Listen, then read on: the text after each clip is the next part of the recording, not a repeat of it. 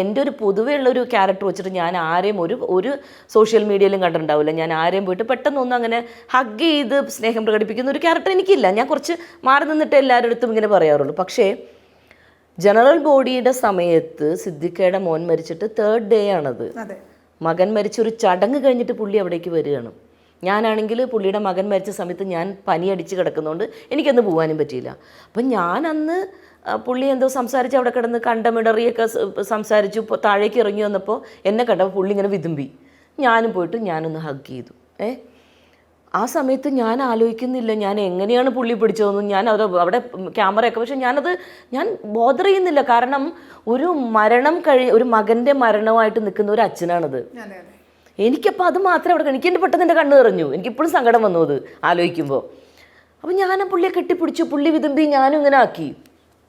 അതിനെ എടുത്ത ആളുകൾ പറയുന്നത് എന്താ, ഇങ്ങനെ ഒരു ആരോപണം നേരിട്ട സിദ്ദിഖ് പോകുമ്പോൾ നടിമാർ കരഞ്ഞ് പറയുന്നു എന്ന്. എന്തൊരു നെഗറ്റീവാണത്.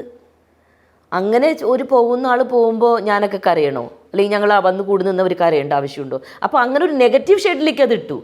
അതാണ് എനിക്ക് സഹിക്കാൻ പറ്റിയത്. അതുകൊണ്ട് മാത്രമാണ് ഞാൻ എൻ്റെ ഇൻസ്റ്റയിൽ ഞാൻ അത് എടുത്തിട്ടിട്ട് ഞാനൊന്ന് പ്രതികരിച്ചത്. ഇത് പറയുന്നത് ഭയങ്കര ദ്രോഹമാണ്, ഒരു ഭയങ്കര എനിക്ക് ഒരുപാട് വിഷമം ഉണ്ടാക്കിയത് ആ ഒരു ട്രോളിനെ.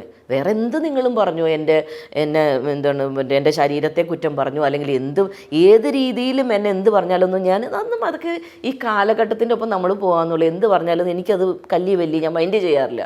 പക്ഷേ ഇതെനിക്ക് വേദന ഉണ്ടാക്കിയതുകൊണ്ട് ഞാൻ അതിന് പ്രതികരിച്ചത്.